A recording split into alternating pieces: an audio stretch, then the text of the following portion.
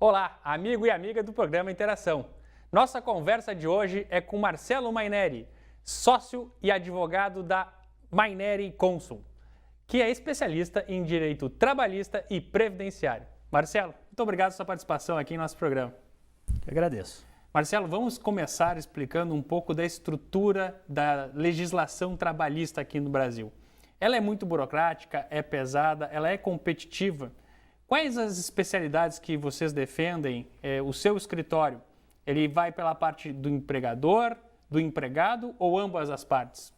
Bom, o escritório, em realidade, ele atua tanto defendendo empregados quanto empregadores, né? É um escritório de advocacia especializado, como tu disseste, no direito do trabalho e no direito previdenciário, que atua, então, nessas duas áreas, defendendo tanto o empregado quanto o empregador. E como é que funciona essa dinâmica? Existe conflito em muitos casos? O empregador, obviamente, sempre quer buscar vantagens e o empregado os seus direitos.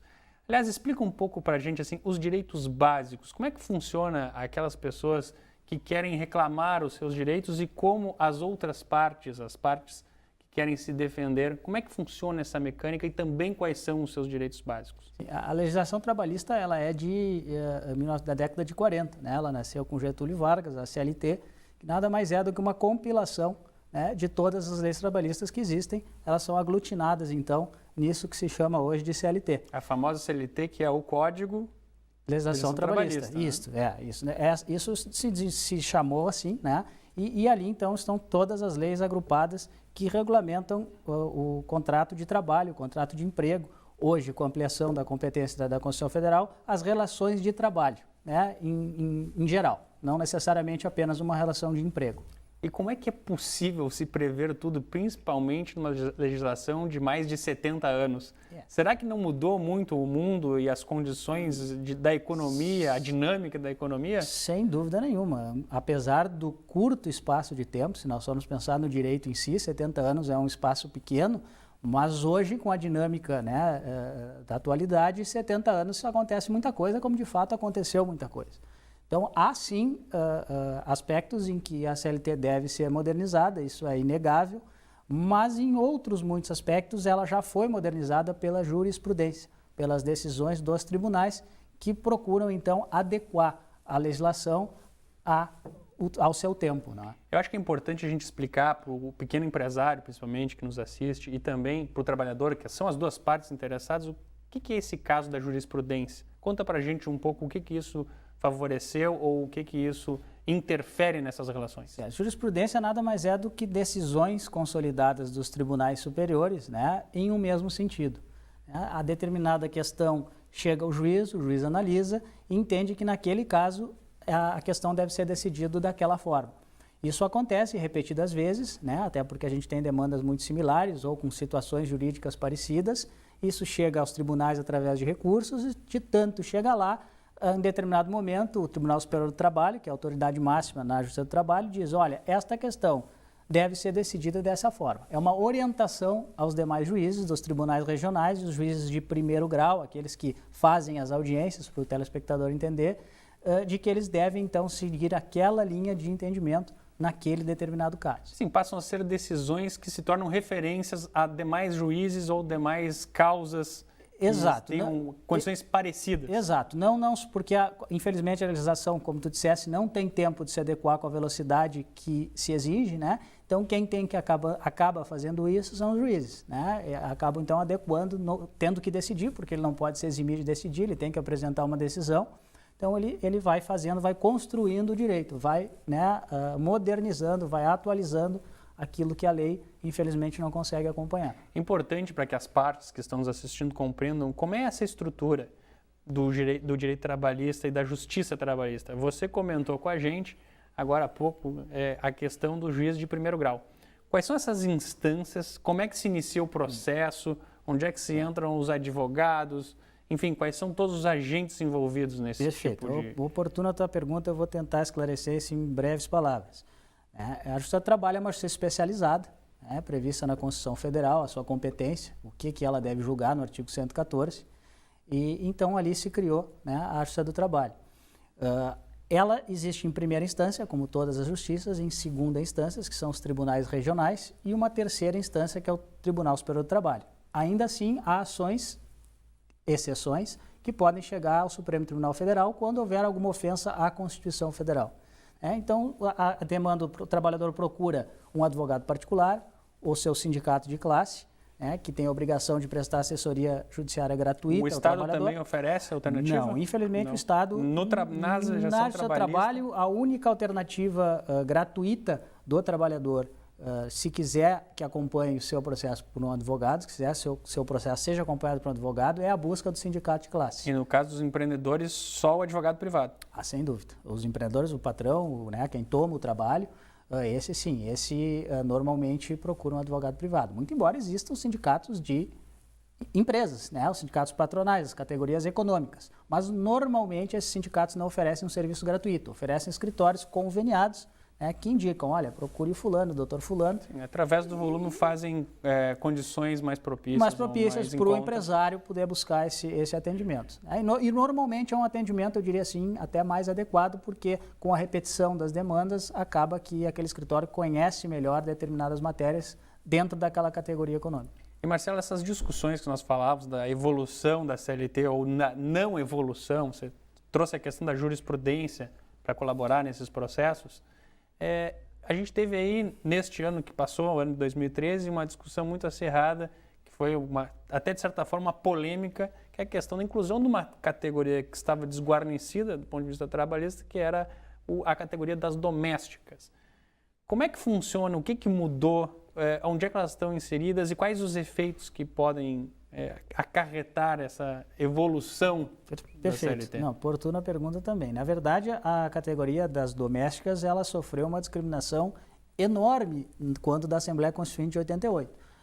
Houve discussões intensas e longas a respeito de se estenderiam aqueles direitos aos trabalhadores comuns que estão previstos na Constituição, também aos trabalhadores domésticos. E eles acabaram sendo excluídos expressamente pela Constituição de uma série de direitos que é assegurado ao trabalhador comum, que não trabalha doméstico. O que é o empregado doméstico? O empregado doméstico é aquele empregado que trabalha num estabelecimento que não busca o lucro, numa entidade familiar.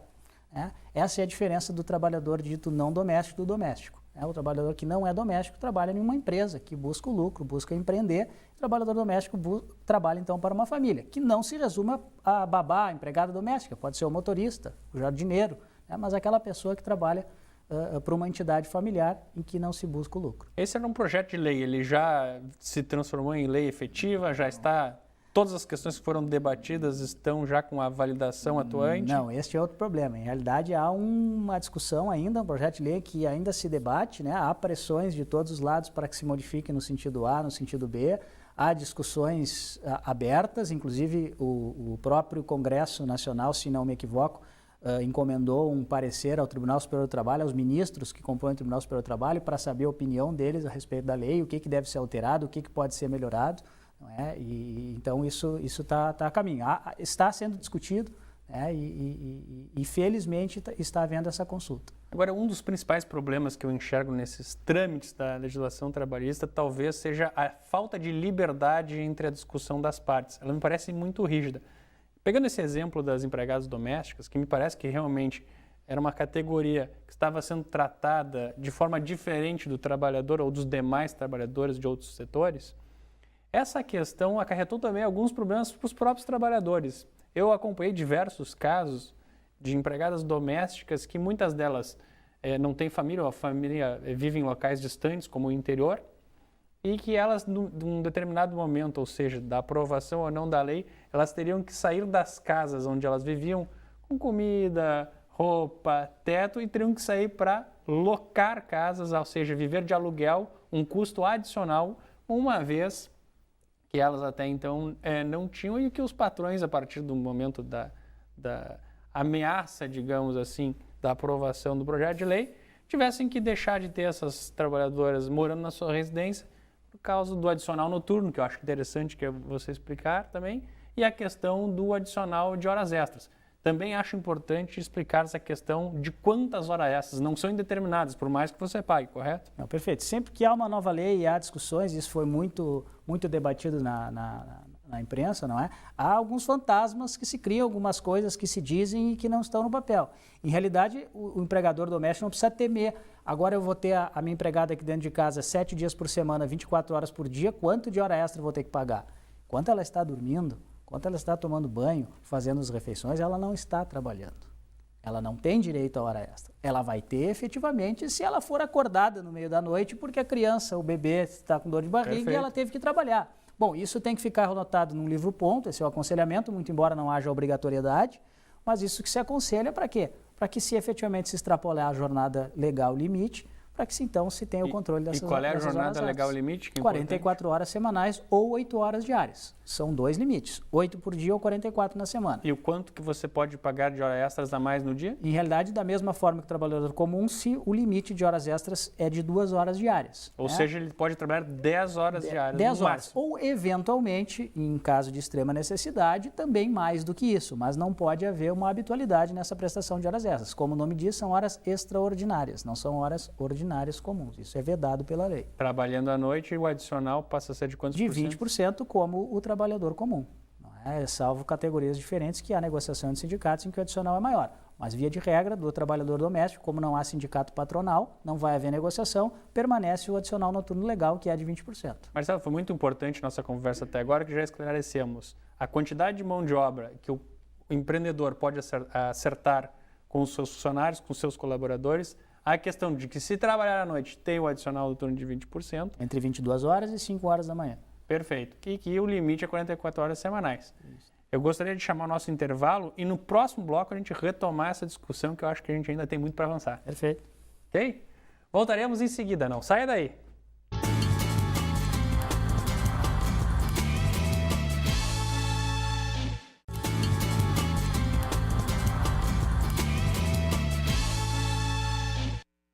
Estamos de volta com o programa Interação. Hoje conversando com Marcelo Maineri, advogado sócio da Maineri Consul, especialistas em direito trabalhista e previdenciário. Marcelo, nós terminamos o bloco anterior falando da questão do adicional noturno, do número de horas extras previstos a mais durante a jornada de trabalho, da jornada de trabalho semanal. E o exemplo que nós vemos usados é a questão do projeto de lei das empregadas domésticas. Quais são as mudanças que ainda podem vir para frente? Quais são os pontos que estão em aberto ainda nesse exemplo? O que se está se discutindo bastante é a questão da Previdência, né? O INSS e a recolher. Hoje ele é de 12% o patrão paga e 8% é descontado do salário da doméstica e recolhido aos cofres da Previdência, né? Pelo empregador que tem essa responsabilidade. Se está pensando em reduzir essas alíquotas, né? Ou torná-las únicas com o fundo de garantia, que de opcional passa a ser obrigatório em tese, se aprovada a lei nos termos em que proposta. Então, se está pensando em fazer um recolhimento único, até para facilitar a vida do patrão, que não é uma empresa, que não tem um contador, enfim, que é uma entidade familiar, e a pessoa, então, teria que simplesmente ir no banco com um determinado número para se fazer esse recolhimento. Isso é muito importante para se evitar não só a observância do direito, né, como facilitar o recolhimento pelo patrão. A gente falava até da questão da liberdade de decisão entre o empreendedor e o empregado, porque, na verdade, esse exemplo ele era um exemplo prático de acontecer isso. O empreendedor, ou seja, a família acertava com o empregado, no caso doméstico. E eles iam acertando das melhores formas, se pagavam as suas horas extras da maneira que acreditavam que tinha que pagar ou não. Por isso que eu gostaria de ver agora como é que a gente pode aplicar essa realidade numa atualização da CLT, do Código da Legislação Trabalhista. Você acredita que isso possa acontecer aí no curto e médio prazo? Eu acredito, porque além deste projeto de lei das domésticas, há inúmeros outros em andamento, especialmente a PL 4330, 4333, que trata da terceirização, que vai ser aprovada nos termos em que propostos, vai haver uma verdadeira revolução nessa matéria no direito do trabalho. Explica para a gente um pouco o que é esse projeto de lei. Perfeito. Até hoje a terceirização ela é permitida, ela não está regulada na CLT, né? Existem leis, algumas leis esparsas, mas efetivamente não há uma regulação na CLT, porque isso é um fenômeno relativamente novo, né? A terceirização de serviços não tão novo, mas para o direito, como eu disse, é um fenômeno novo. Então, até hoje se autoriza, através de construção jurisprudencial, como eu disse, novamente o tribunal, de certa forma, legislando no ponto, que sejam terceirizadas as atividades meio da empresa e não aquela atividade final da empresa. Por exemplo, vou dar um exemplo para que o telespectador entenda, uma pizzaria não pode terceirizar a sua cozinha. Excelente. É aquela pessoa que faz a pizza. Agora, se ela quiser terceirizar a segurança, se ela quiser entrega. terceirizar a limpeza, né? Entrega propriamente dita até a discussão. A discussão? Sim, a discussão, porque se eu vendo pizza e eu me proponho a entregá-la, né, isso também haveria vínculo aí. Mas essa hoje na discutida. prática, a entrega é terceirizada. Sem dúvida nenhuma. 99% essa entrega é terceirizada, algumas vezes de forma regular, outras vezes de forma irregular. O que acontece é que às vezes há uma empresa interposta, dita terceirizada, na verdade só serve de fachada, para que aquela empresa, aquela pizzaria, no caso, que toma o serviço, na realidade ela é a empregadora, ela determina ordens, o empregado fica subordinado a ela e não àquela empresa terceirizada. E existe a pessoalidade, né? Sempre as mesmas pessoas que estão gerenciando o negócio e o trabalho. Isso, acabam agentes. trabalhando naquela por uma comodidade da empresa e às vezes até mesmo do empregado. Agora, Marcelo, eu tenho certeza que essa pergunta passa na cabeça de muitos que nos assistem, aqueles que têm negócios. Por que é tão caro empregar? A gente faz aí uma conta média de 102%, 103% sobre o salário que você paga. É caro. E muitas vezes eu acho que até o próprio trabalhador ele faz a pergunta, bom, se eu tenho um salário de R$1.000, quer dizer que meu patrão me paga, tem o custo de R$2.000. E se ele me pagasse 1.500 e ele ficasse com 500 a menos, os dois não ganhariam? É caro, eu vou dizer que isso é uma realidade, mas algo que tem que ser dito também é que, na verdade, é caro, mas esse dinheiro não vai para o trabalhador em específico. Esse dinheiro acaba sendo não gasto em direitos trabalhistas propriamente ditos. Esse dinheiro a mais, esse dobro que se diz, se meu funcionário tem um salário de 1.000, eu gasto 2, eu vou dizer que 70% a 80% desse valor não é propriamente para o empregado, e sim em impostos. Então é o governo que abocanha... Sem dúvida nenhuma. E não nos retribui, como todos sabem. O trabalho do empregado. Sim. E a riqueza gerada pelo empresário. Isso. E há uma outra, na minha opinião, injustiça nesse sentido. O banco, aquele banco, não vou citar nomes, mas bancos grandes aí, eles são tratados da mesma forma que a padaria, com todo respeito, do seu Joaquim ali da esquina, que tem um faturamento muito menor. O custo trabalhista dele, eu não vou dizer que é o mesmo, mas é praticamente o mesmo que o banco tem com o seu funcionário.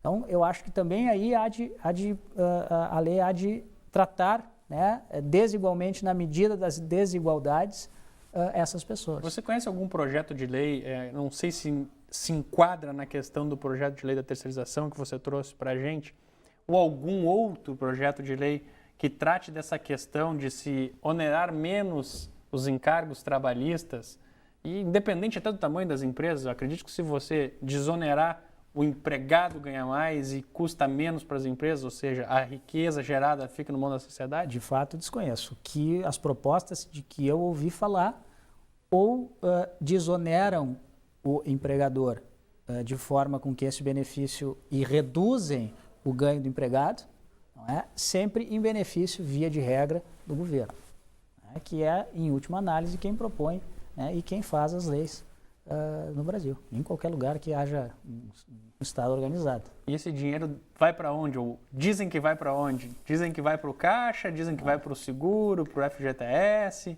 tomam parte do dinheiro do FGTS para construir as moradias. Em boa parte desses recursos, de fato, eles são aplicados. O Fundo de Amparo ao Trabalhador, o seguro, é o dinheiro que vai para o seguro-desemprego, financia moradias, etc., né? Isso sim, em parte esse dinheiro é bem utilizado, mas em boa parte também a gente sabe que isso acaba não revertendo, acaba se perdendo aí pelo caminho e não reverte em benefício do trabalhador, do empregador e da sociedade. Marcelo, um ponto importante que eu acho que a gente precisa discutir é sempre a prática e a teoria.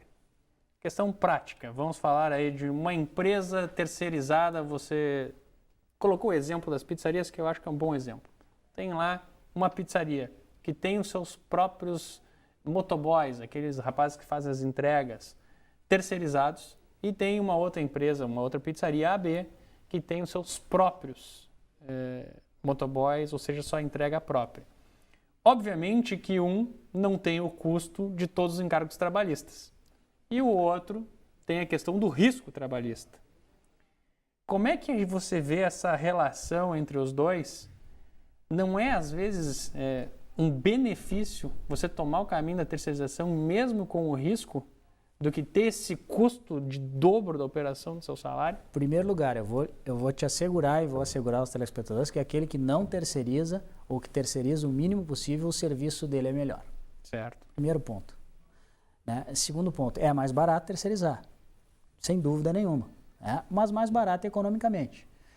Algumas atividades é mais interessante terceirizar, mas a lei já permite aquelas atividades que eu reputo mais interessantes terceirizar, já é permitido hoje na legislação. Por exemplo, há um contrato temporário.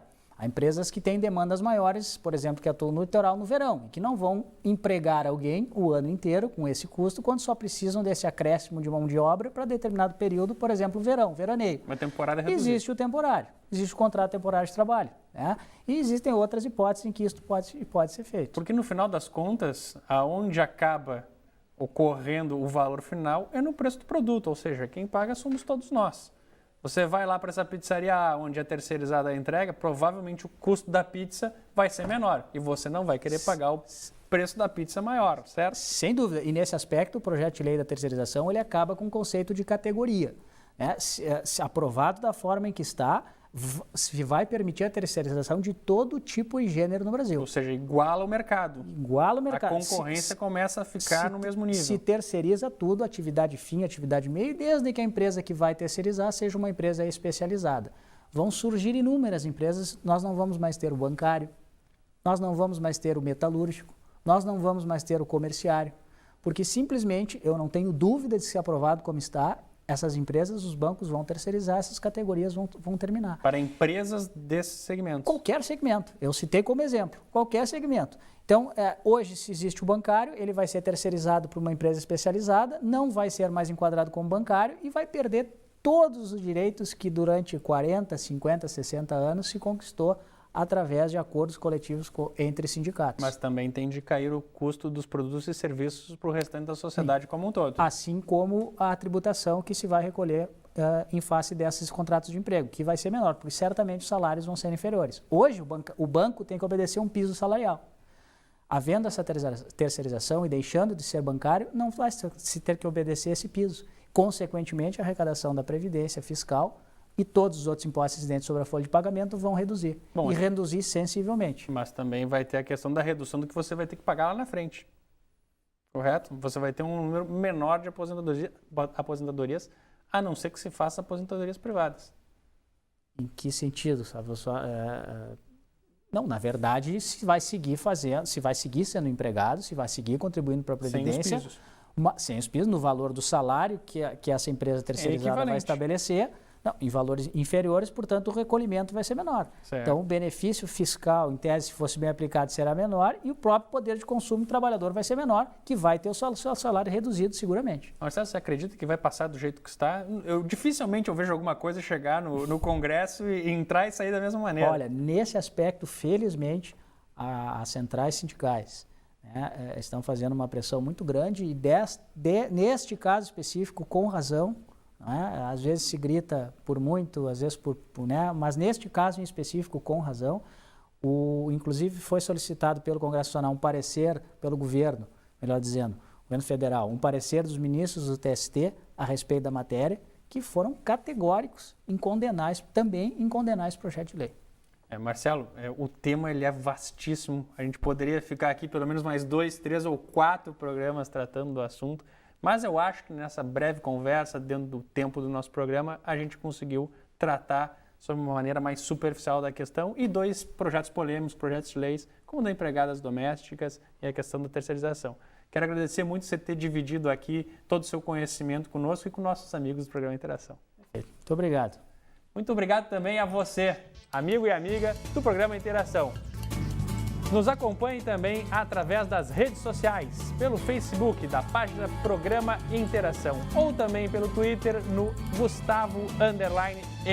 Até nosso próximo programa.